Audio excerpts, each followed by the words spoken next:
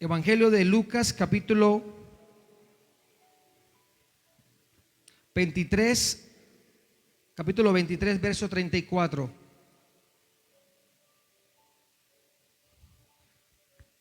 ¿Estamos ahí todos? Lucas capítulo 23, verso 34 dice: y Jesús decía: Padre, perdónalos porque no saben lo que hacen. Padre, perdónalos porque no saben lo que hacen. Mire, Jesús, cuando vino a este mundo, el propósito de Jesús fue buscar, fue alcanzar lo que se había perdido.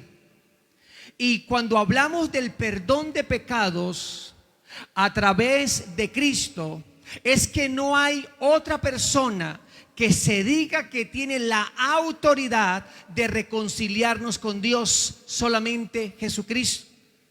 Y no ningún santo, ninguna persona, ni siquiera el Papa, que puede aludir y decir que él puede hacerlo siendo un hombre pecador, no lo puede hacer.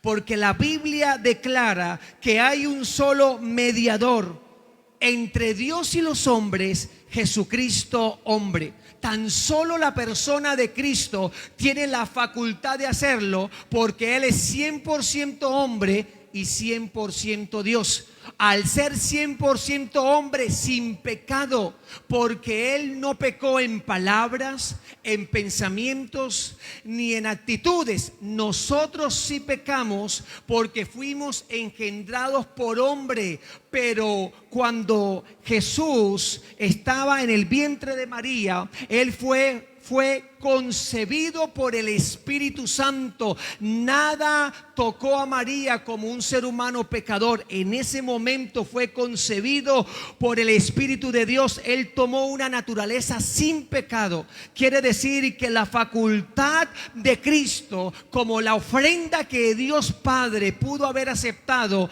era Él. Por lo tanto, Él tenía la facultad de pedirle al Padre que por favor perdonara el pecado de la humanidad. Pero ese perdón de pecado se da cuando cada individuo reconoce a Cristo como Salvador y como Señor. Y es importante entender esto, porque lo que hace Cristo es entonces abrir la puerta o abrir la esperanza del perdón. ¿Y por qué es tan importante que nuestros pecados sean perdonados? Porque si no somos perdonados por Dios, el día que partamos de esta tierra, no estaremos con Él.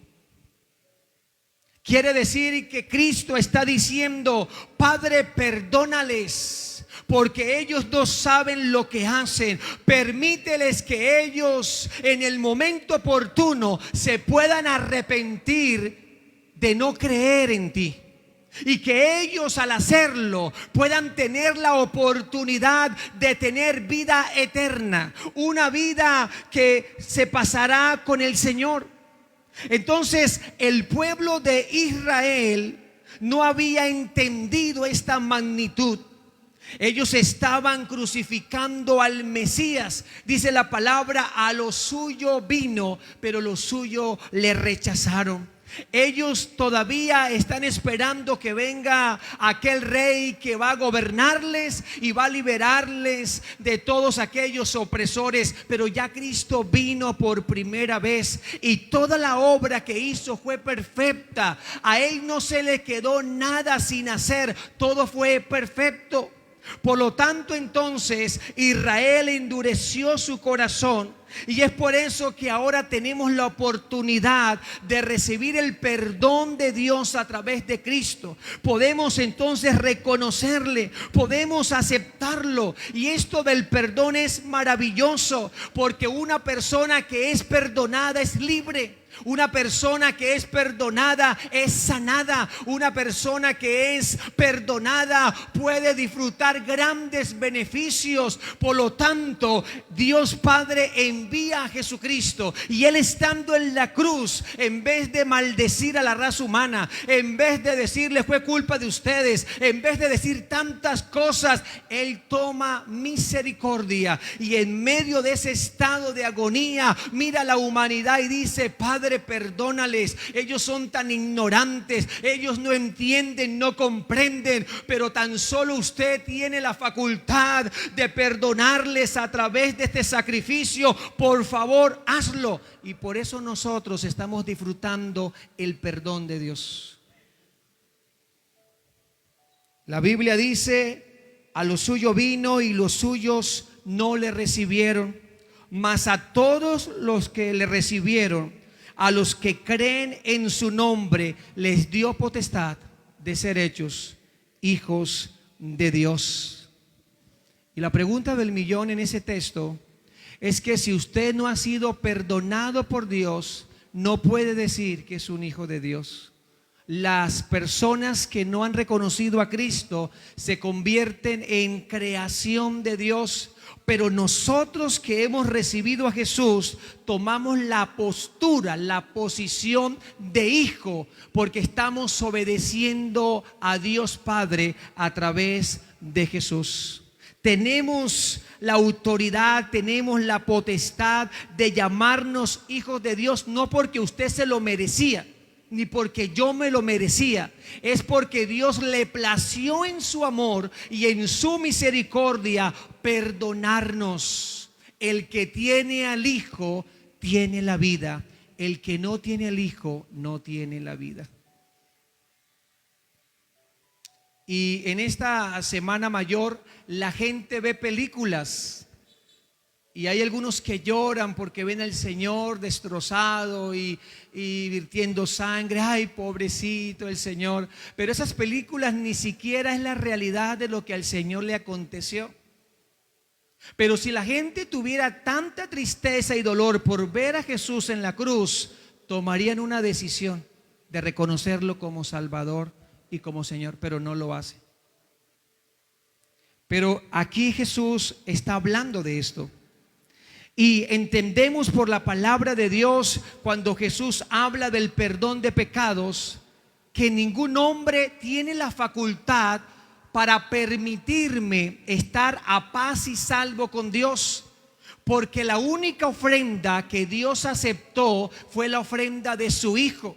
En los tiempos antiguos lo que se hacía era que se mataban animales perfectos, animales que tipificaban lo que iba a suceder muchos años después, y cogían al animal, lo sacrificaban, tomaban la sangre, la rociaban y la humanidad era cubierta por su pecado. Pero todos los años había que hacer esa actividad. Continuaban haciendo esa actividad de sacrificios, de ritos y de cosas como hoy en día se hace. Por ejemplo, es muy ignorante y es muy irracional pensar que las cosas materiales o que aquellas cosas que se hacen como ritos y sacrificios podrán perdonarme o salvarme.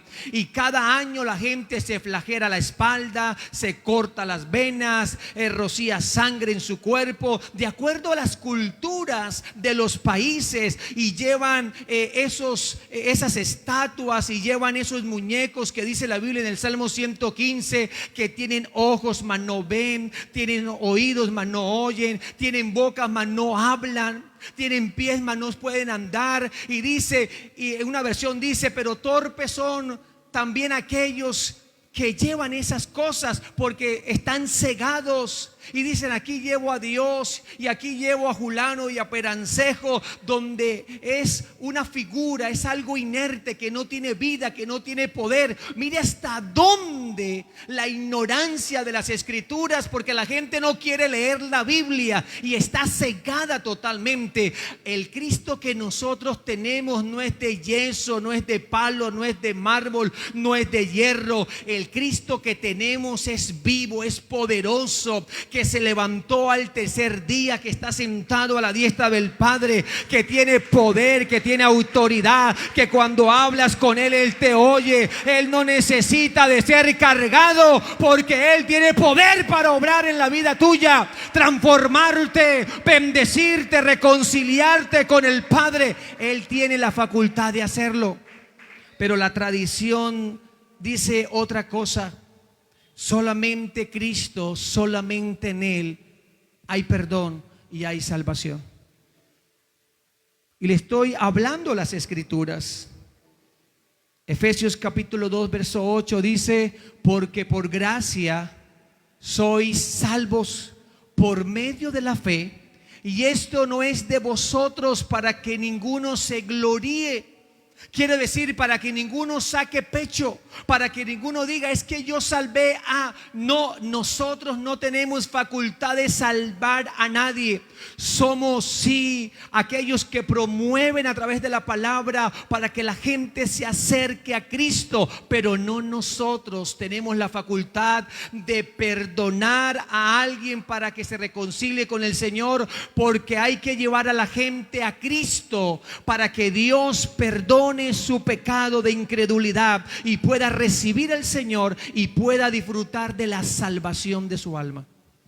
Pero no es el hombre, no son los ritos, no son las promesas que usted haga, no es aquellas cosas que la gente está haciendo como algo tradicional. Recuerde, el cristianismo está basado en relaciones. Dios creó al ser humano para relacionarse con Él. Por lo tanto, quiere tener una amistad contigo. Y es a través de Cristo el camino, porque Él es la verdad y porque Él es la vida.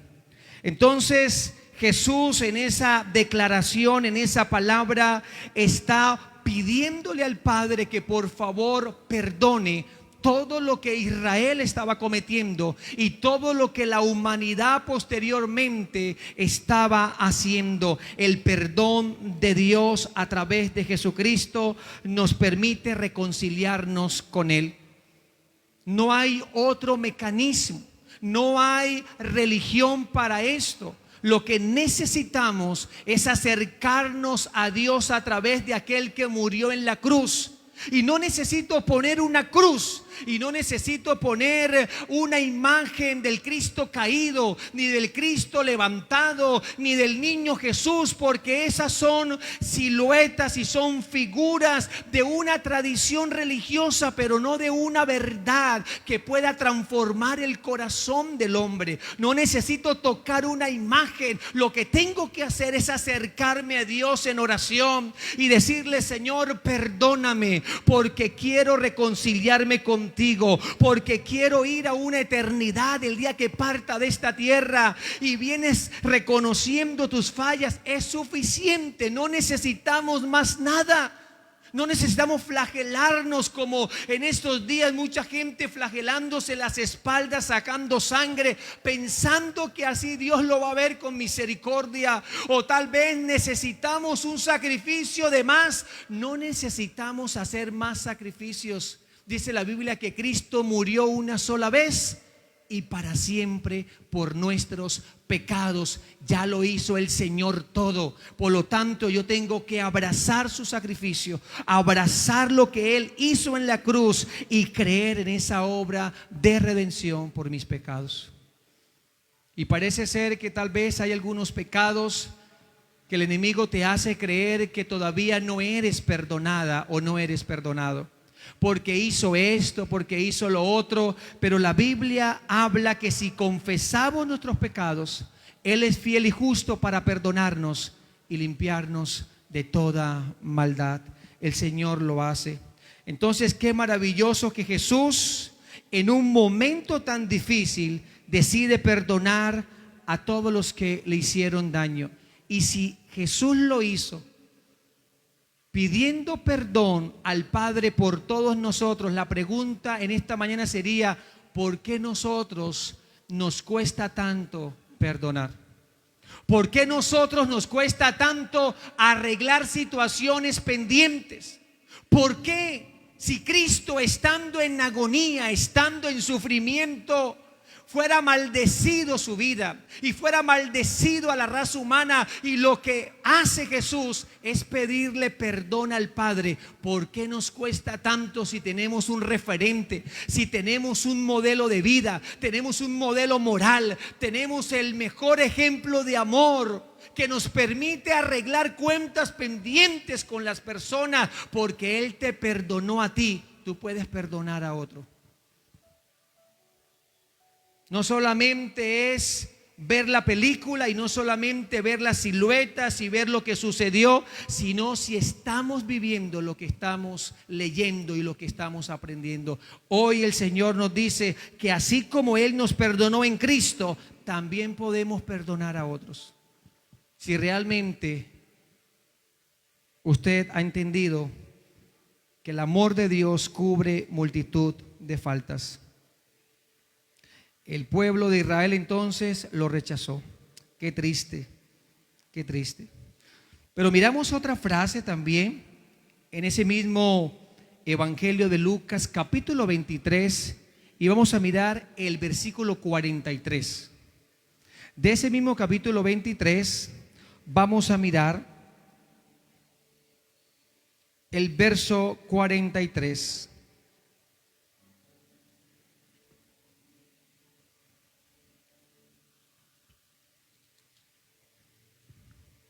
Entonces Jesús le dijo: de cierto te digo que hoy estarás conmigo. ¿A dónde? Hoy estarás conmigo en el paraíso. Si usted ha leído ese capítulo 23, va a mirar que Jesús no solamente estuvo en la cruz él solo. Dice que habían dos personas más, uno a la izquierda, el otro a la derecha. ¿Quiénes eran esas personas? Malhechores. ¿Por qué existe la crucifixión? En el tiempo romano, las personas más malas, las personas más perversas, los malhechores, los asesinos, los que se rebelaban contra el imperio romano, tenían una forma de castigo que nadie quería experimentar, y era algo aterrador, y era la crucifixión. Quiere decir que ahí estaban dos hombres malos juntamente con Cristo, que no era malo. Pero el pueblo decide que Jesús fuera llevado al peor castigo, que era la crucifixión. Estar allí era algo terrible. Era algo espantoso, era algo aterrador, porque desde el momento que la persona era tomada, desde el momento que la persona era llevada al Gólgota o al monte de la calavera, donde iba a poner allá a esa persona en esa cruz, en ese objeto de madera que se tomaba, era golpeado, era escupido, era maltratado con palabras, era insultado, tenían que llevar su propia cruz en un tramo bastante largo, luego de una azotera que le daban.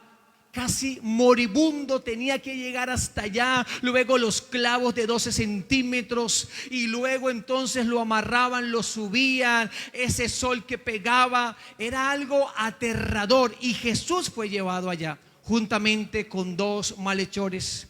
Pero uno de ellos comenzó a reprochar a Jesús, como muchas veces podemos reprocharle al Señor cuando las cosas no nos salen bien, cuando vemos a Dios el culpable de nuestras malas decisiones, cuando vemos a Dios culpable de los fracasos que hemos tenido y no nos hemos dado cuenta que ha sido nuestra propia voluntad la que ha obrado en esas cosas, porque no le has pedido consulta al Señor. Y le dice el malhechor: si tú eres el Hijo de Dios, entonces sálvate a ti mismo y sálvanos a nosotros. Pero el malhechor que estaba a la derecha le dice: nosotros sí nos merecemos este castigo, pero este hombre nada malo ha hecho.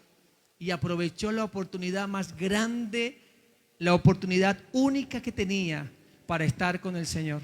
Y era un hombre perverso, pero estaba creyendo que Cristo era perfecto, que Él no había cometido delito, que no había cometido pecado, porque Cristo no pecó. 100% hombre, no pecó. Fue tentado, fue persuadido a muchas cosas, pero él no pecó. Y lo que hace este hombre es aprovechar la oportunidad que tenía. No tenía más. Este hombre iba a morir. Pero le dice entonces esa expresión de que él quería estar, que se acordara cuando viniera en su reino. Y Jesús le dice: de cierto te digo que hoy estarás conmigo en el paraíso. Qué maravilloso es esto, que una persona, no importa el estado en el cual se encuentre, no importa aún las cosas que haya cometido, si esa persona se arrepiente de corazón y reconoce que el perdón y la salvación viene de Dios. Segunda de Corintios 5:8 dice que el apóstol quería estar ausente del cuerpo, pero presente en el Señor. Y estaba diciendo que cuando una persona muere, hay una división en el alma. Hay una división del alma del cuerpo. El cuerpo irá al sepulcro, pero el alma entonces es la que está preservada para estar con Él. Por eso entonces él sabía que en ese preciso momento, al reconocer la obra de Jesús, él estaría con el Padre, él estaría con Dios. Y cuando se habla del paraíso, era que todos los hombres que morían antes de Cristo iban a un lugar llamado el paraíso. Pero cuando Cristo muere y cuando el Señor termina su obra, entonces Él toma toda la gente que estaba en el paraíso, todas las almas, juntamente con el alma de ese malhechor, y la lleva a la presencia de Dios. Por eso nosotros tenemos que asegurarnos en vida para dónde vamos. Y a veces pensamos que el evangelio es para los ancianos o para aquel que está a punto de morir. Y pensamos que el evangelio es una religión y que de pronto es esto. Yo primero tengo que gozar la vida, hermano. Yo tengo que hacer muchas cosas como para decir que disfruté, me drogué y estuve en el alcoholismo y estuve en la prostitución y estuve en todas las cosas habidas y por haber. Ahora sí me meto al cristianismo. Usted no necesita vivir eso. Usted lo que necesita es entender que el tiempo de estar en esta tierra somos como peregrinos. Hoy estamos aquí, mañana no sabemos. Lo que tenemos que hacer es arreglar estando en vida para nosotros saber para dónde nos vamos. Y la gente quiere ignorar que el alma de una persona no muere porque es inmaterial. Y la gente dice: no, ya hasta aquí se acabó todo. No, físicamente sí, pero su alma, ¿para dónde se fue? Y eso me parece aterrador, porque cada vez muchas personas se están yendo al infierno.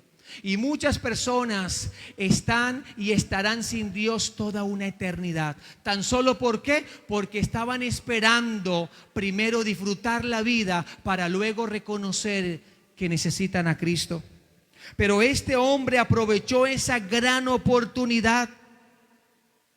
Aprovechó una oportunidad maravillosa. Él estaba confirmando su eternidad en una decisión tomada y en una única oportunidad de poder reconciliarse con Dios, de poder aprovechar la oportunidad más grande porque estaba Jesús a su lado. Mientras que el otro lo criticó y le dijo tantas cosas, este hombre aprovechó esta oportunidad como nunca. Por lo tanto, el Señor le responde: de cierto te digo que hoy estarás conmigo en el paraíso. De mí proviene la salvación, de mí proviene este don darlo. Yo te quiero salvar. Y tal vez mucha gente puede cuestionar: ay, pero era malo, ay, pero era perverso, ay, pero este hombre tenía esto y lo otro. No interesa lo que el hombre haga. Dios está interesado en su alma.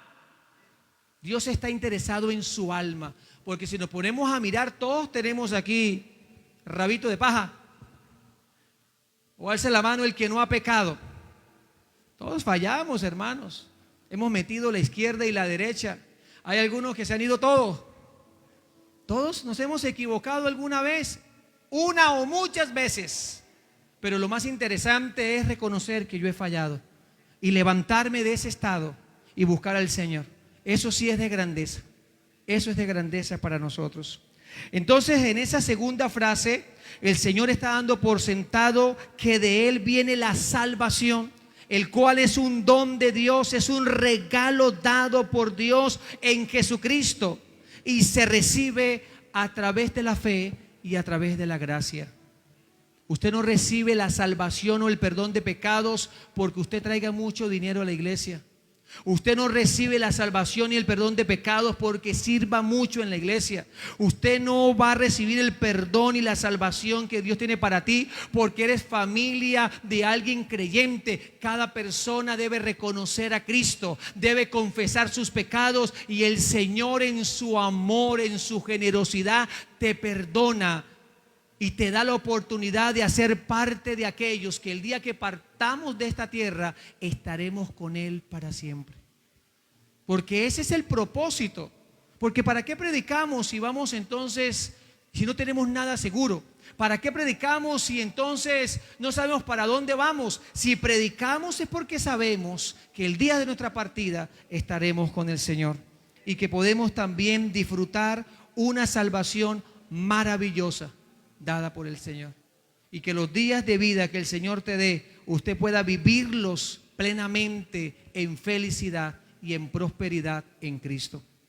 Entonces la primera frase es, recuérdeme: Padre, perdónalos porque no saben lo que hacen. Número 2, en verdad te digo, hoy estarás conmigo en el paraíso, salvación. Y número 3, vamos a leer en el Evangelio de Juan, capítulo 19, verso 26. Evangelio de Juan, capítulo 19, verso 26.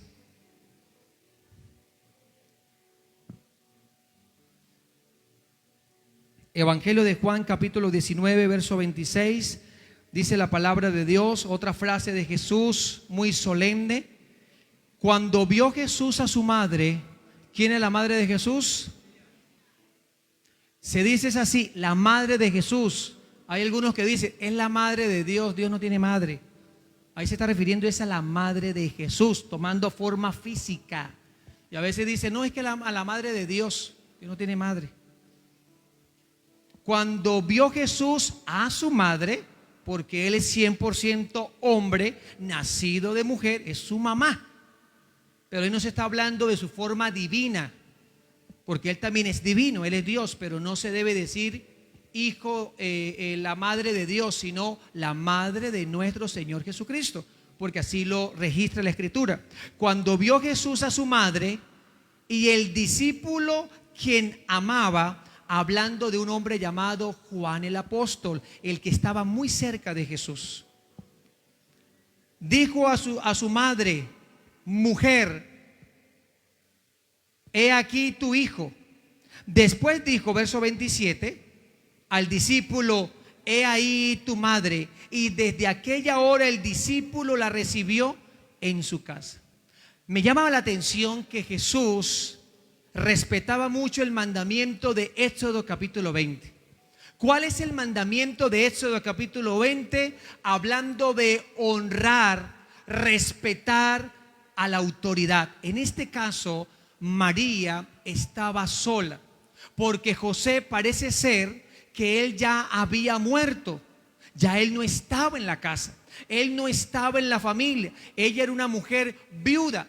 Sí, también dice la palabra que María y José, luego cuando ya Jesús nació, cuando ya Jesús fue cumplido la palabra de que nacería de una virgen, y eso sucedió y aconteció, luego Dios permite que María y José tengan su relación de pareja.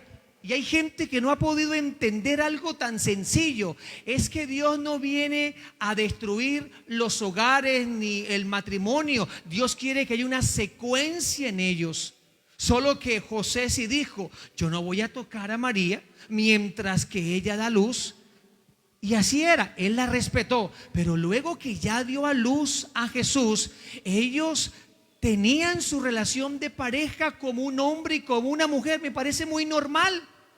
Y ven a María como un Dios. Ella no es Dios. Ella es una mujer común y corriente como alguna de ustedes, mujeres. Solo que Dios la apartó para algo específico. ¿Habían muchas mujeres de las mismas características de María? Claro que sí. Era virgen, era una doncella, eran mujeres temerosas a Dios. Pero como habían 10, un ejemplo, pues tuvo que escoger una. Y le cayó a María, y fue María la que la tomó y la eligió a ella como una vasija para él depositar lo que él quería hacer. Quiere decir, era el Dios encarnado que iba a tomar forma de hombre y que a través de él íbamos a conocer a Dios y el plan de Dios se iba a establecer en él. Pero María no es un Dios. Ella no hace milagros. No sé por qué hablan de que ella hace milagros. Ella no hace milagros. Ella no puede salvar a nadie. Ella no puede restaurar a nadie. Ella no habla porque la mente de aquellos que se han muerto queda en el olvido. No estén pendientes de nada de este mundo, de las cosas que aquí suceden. Porque para eso Cristo es el mediador entre Dios y los hombres. En ninguna parte en la Biblia, en ninguna parte, no sé en qué Biblia será que buscan, pero María no intercede por nosotros. María no es el puente entre Dios y el hombre. En ninguna parte habla. Nosotros reconocemos el ejemplo de María. Amamos a nuestra hermana María, la madre de Jesús, su ejemplo, su amor, su sabiduría, las virtudes de ella. Pero yo no puedo verla como Dios, porque ella es una mujer pecadora como todos, que también tuvo que creer en Cristo para ser salva. Porque el papá de María y la mamá de María sí estuvieron juntos. Dos hombres pecadores, y a través de esa relación nació María. O sea que ella también es infectada por el pecado. Porque todo ser humano es infectado por el pecado. El único que nació sin pecado fue Jesucristo. Y eso es muy importante entenderlo, que usted se lleve esa idea. Y dice la palabra entonces que en esa frase le está diciendo Jesús: hijo, he ahí tu madre, madre, he ahí tu hijo. ¿Y por qué los hijos de María que tuvo con José, que habla la Escritura, que tuvo hombres y mujeres, que tuvo familia? Era que estos hijos no habían creído realmente en que Cristo venía de Dios y era el mismo Dios. Por lo tanto, viendo la incredulidad de ellos, él lo que hizo fue darle a su madre para que un hombre que sí creía y que sí realmente amaba a Jesús se ocupara de su madre, porque ella estaba desamparada al ser viuda. Y este Jesús, siendo el hijo mayor, le entrega a su madre para que Juan se encargara de ella y no quedara sola, no quedara desamparada. Mire qué hermoso es el maestro, que aún estando en la cruz quiso honrar a su autoridad. Y no menospreció a su madre, sino que dijo: madre, no quiero que estés sola. Juan, por favor, hijo, ven para acá. Ahí está tu madre, encárgate de ella. Súplele, ayúdala, por favor, no la vayas a abandonar. Le estaba dejando el encargo maravilloso del cuidado de su madre. Lo mismo que debe suceder en nosotros como hijos, de amar a nuestras madres, de respetarlas, valorarlas, cuidarlas, hacer todo lo que podamos hacer por ellas para que se cumpla el principio bíblico de honrarlos a ellos como autoridad, para que nos vaya bien a todos, para que todo lo que tú hagas sea próspero, para que tus negocios y todas tus decisiones marquen una diferencia, porque estás honrando tu autoridad. Y Jesús no está dejando suelta esta realidad. Jesús está diciendo eso. Jesús hablaba a Juan para honrar a sus padres. En este caso José ya no estaba, ya él murió. No aparece en la escena. Quedó esta mujer viendo cómo su hijo estaba muriendo en la cruz, y no quiso dejarla abandonada, sino que le da a Juan una gran responsabilidad de ocuparse de ella. Asimismo nosotros tenemos el llamado. Y leamos ahí para que usted pueda reforzar un poco esto. Efesios capítulo 6, verso 1 al 2, por favor. Que miremos esto, Efesios capítulo 6, verso 1 al 2. Jesús estaba interesado en que su madre no quedara abandonada. Efesios 6, 1, 2.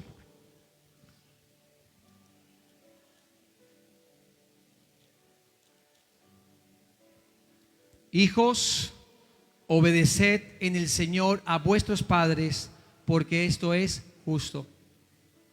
Honra a tu padre y a tu madre, que es el primer mandamiento con promesa. Y en Éxodo capítulo 20, para que miremos que de la antigüedad el Señor ha venido hablando sobre esto,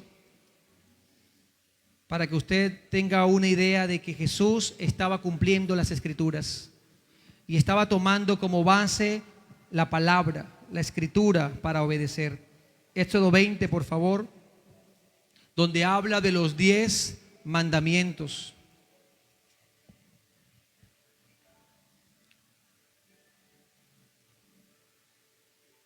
Verso 12 del capítulo 20.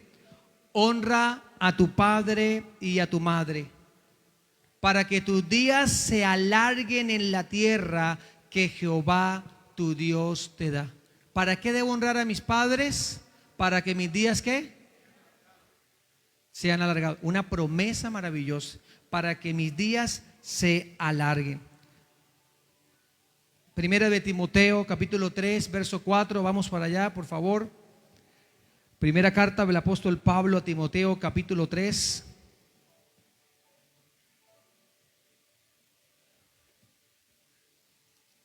Primera de Timoteo, capítulo 3, verso 4 dice: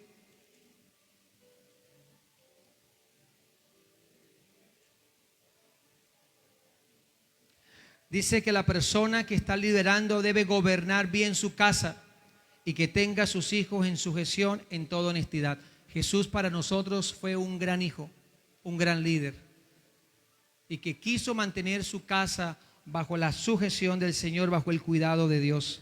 Y Mateo 1:25, leamos por favor, Mateo 1:25.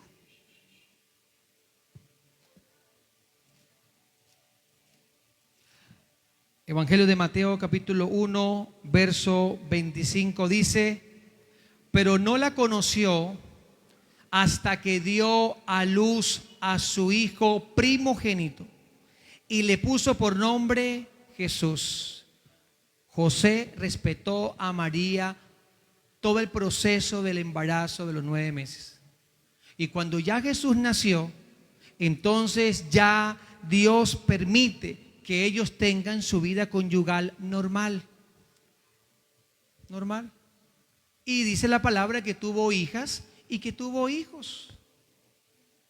O sea que ella no es Dios, una mujer de ejemplo. Por eso dice la Escritura, pero no la conoció, ¿quién? José. No conocerla tiene que decir, no tuvo relaciones sexuales con ellas mientras que ella estaba embarazada, por respetar lo que había dentro del vientre. ¿Quién había? El Hijo de Dios ahí. Pero luego, cuando ya nació, tuvo su relación muy normal, sus cariños, sus besos, sus abrazos, porque es algo de Dios la sexualidad, porque de Dios es el amor de la pareja. Entonces como que cogen esto y lo espiritualizan tanto, y que María esto y que María lo otro, donde María lo único que hizo fue prestar su vientre para un propósito y luego disfrutó su vida con su esposo.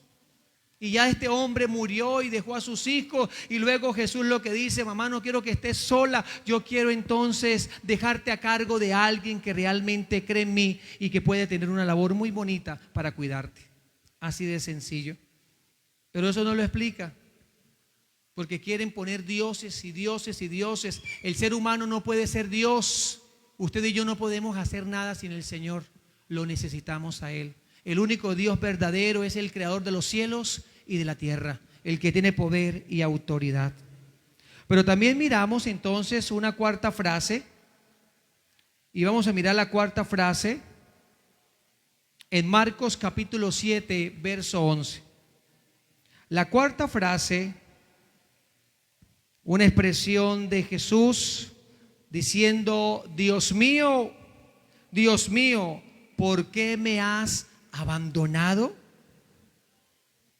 Y cuando uno mira esta frase, Jesús tenía que experimentar este gran sufrimiento en su naturaleza humana y no en su manera divina. Quiere decir que Jesús tuvo que sufrir y tuvo que vivir él en su humanidad todo lo que era la manifestación de la muerte. Él tenía que vivir eso. Él tenía que vivir en su forma humana los azotes, los golpes, y vivir todas esas cosas en su estado humano para identificarse con nosotros. Y por eso la Biblia dice que todos los días en nuestro cuerpo tenemos las marcas de Cristo. Así como Cristo sufrió y padeció, también nosotros de alguna manera vamos a experimentar estas cosas. Y por eso es que hay algunos dicen: es que yo pensé que cuando llegaba el evangelio yo no iba a sufrir. ¿Y a dónde dice eso? No es que yo pensaba que cuando llegaba el evangelio no me iba a pasar nada.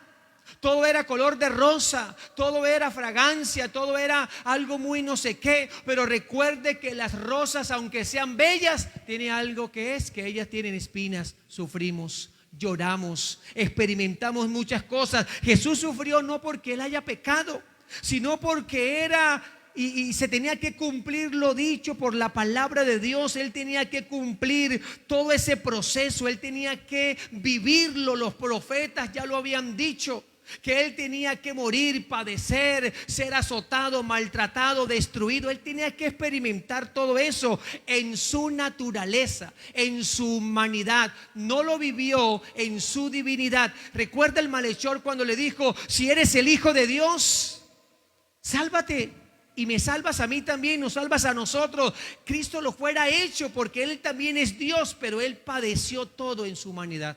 Tuvo que hacerlo. Tuvo que experimentar todo lo que él vivió.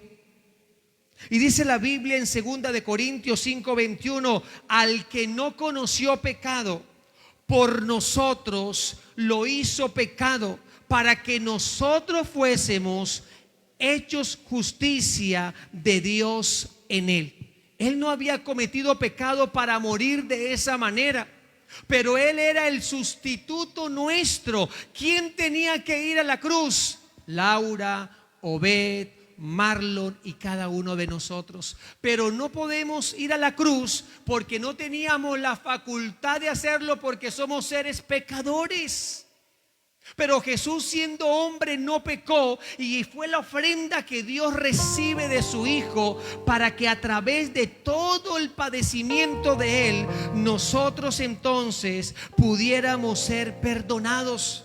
No éramos nosotros, él es el sustituto nuestro. La Biblia declara una palabra muy interesante acerca de la justicia del hombre. Y la Biblia dice, mis amados hermanos, en el libro de Isaías capítulo 64, verso 6, para que usted se lleve esta idea, porque era necesario que la humanidad de Cristo enfrentara. 64, 6 dice: si bien todos nosotros somos como suciedad, y todas nuestras justicias como trapo de inmundicia, y caímos todos nosotros como la hoja, justicia fue suficiente para justificarnos a nosotros. Y si había una declaración de condenación, por medio de la justicia de nuestro Señor Jesucristo, el Señor ha dicho: ya tú no eres culpable, porque creíste en mi Hijo. Ya tú no eres condenado, ya ahora eres absuelto de toda condenación para ser libre de todo juicio. Por eso nosotros disfrutamos de la libertad, porque Él nos justificó. Siendo culpables, nos dijo: tú eres libre de todo pecado. Romanos 8:3, que nos dice, mis amados: ahí vamos terminando. Romanos 8:3.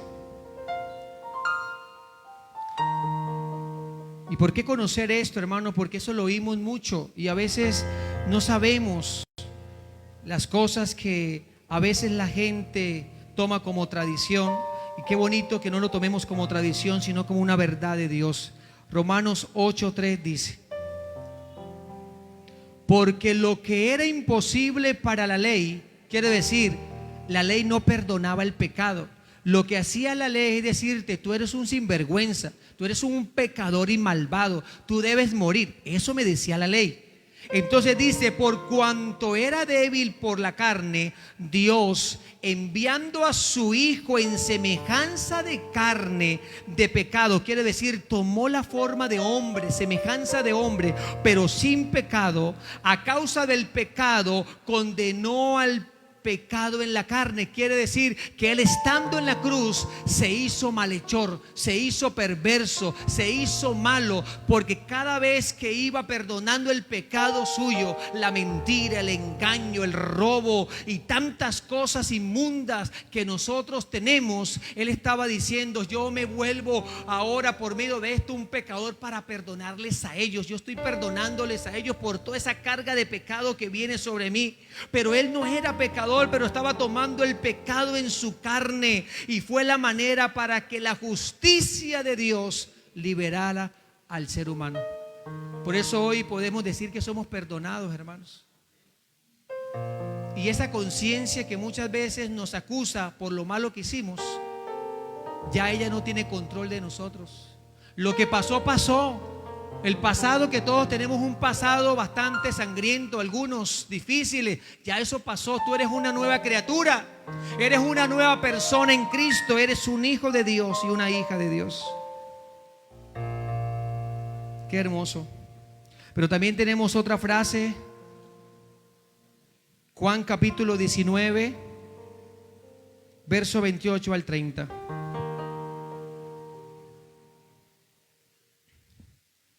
Qué maravilloso es nuestro Dios. Juan 19.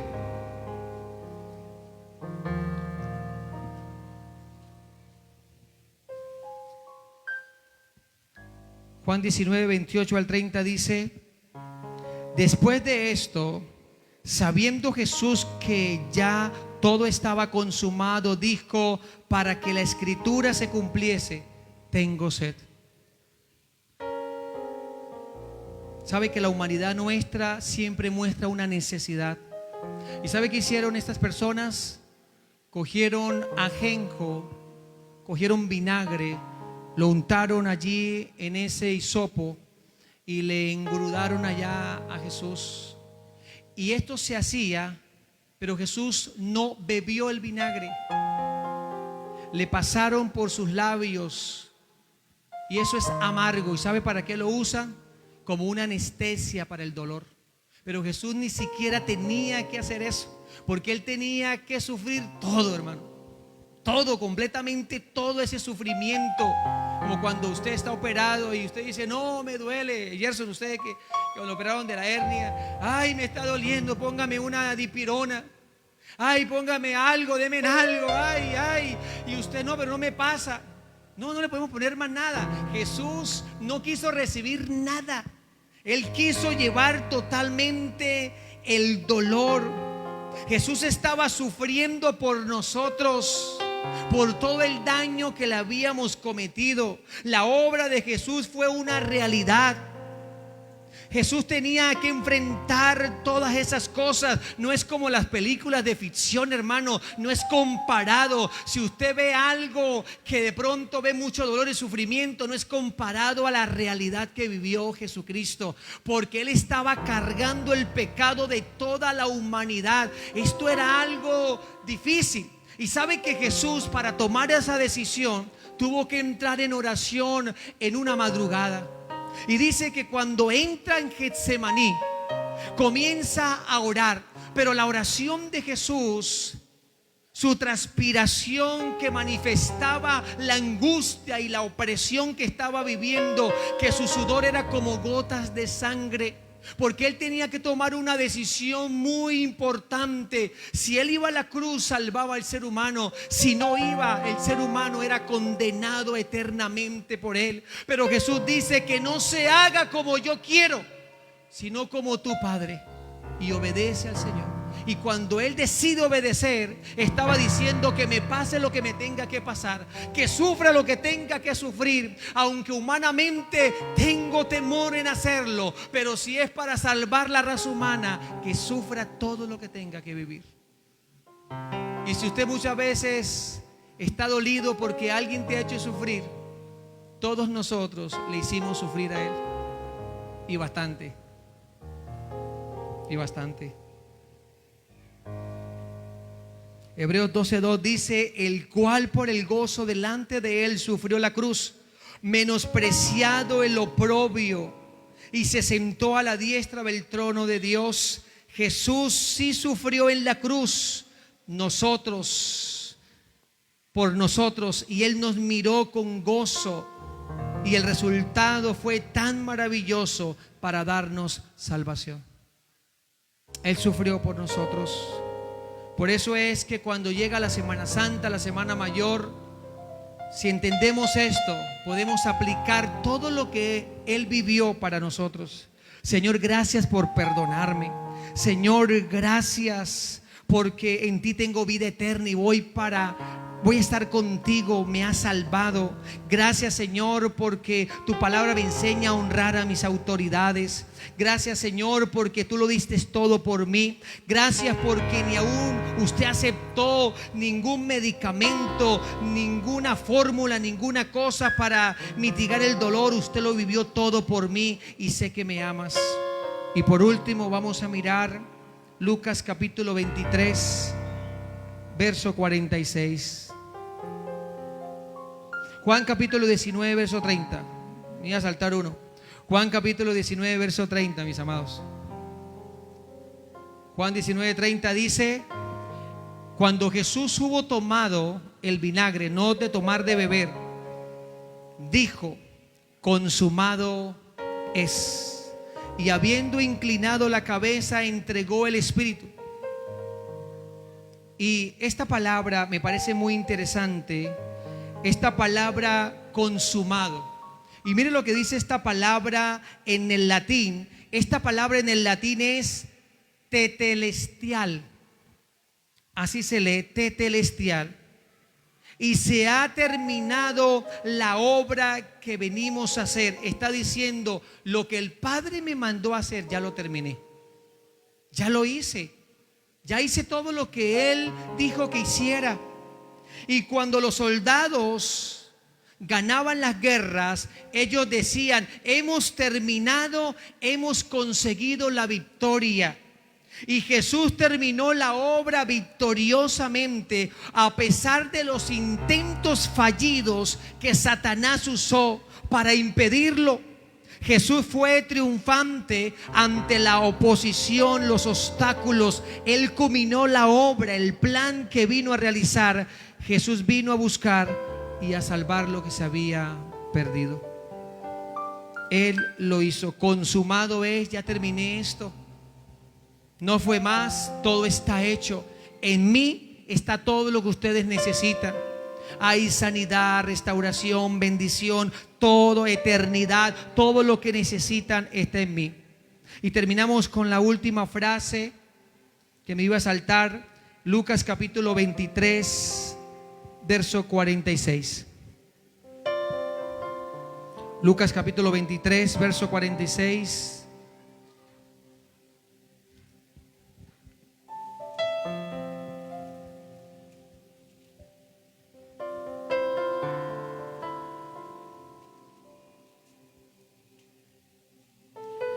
Dice la palabra del Señor: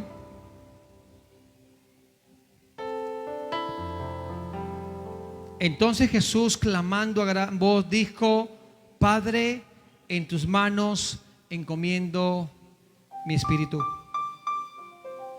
Ya Jesús terminando, estando montado en esa cruz, y Jesús dijo unas palabras muy lindas también en otra parte de la Biblia: nadie me la quita, sino que yo de mí mismo la pongo. Tengo poder para ponerla y tengo poder para volverla a tomar. Jesús dio su propia vida por nosotros, para ayudarnos, y expuso su vida por la nuestra, y lo hizo voluntariamente. A Jesús no lo mató los soldados, a Jesús no lo mató los fariseos, no lo mató aquellos que tal vez tuvieron injerencia en hacerlo. Jesús dispuso su vida para morir. Él se entregó, porque siendo Dios también, Él pudo defenderse, pero Él entregó su vida por nosotros. Y Jesús tenía el control en ese momento tan difícil, y antes de morir dijo esas palabras, y era necesario esto. Y Colosenses 2:13-15 dice: a vosotros, estando muertos en pecados y en la incircuncisión de vuestra carne, os dio vida juntamente con Él, perdonándonos todos los pecados, anulando el acta de los decretos que había contra nosotros, que nos era contraria, quitándola de en medio y clavándola en la cruz, y despojando a los principados, a las potestades, exhibiendo públicamente, triunfando sobre ellas o sobre ellos en la cruz.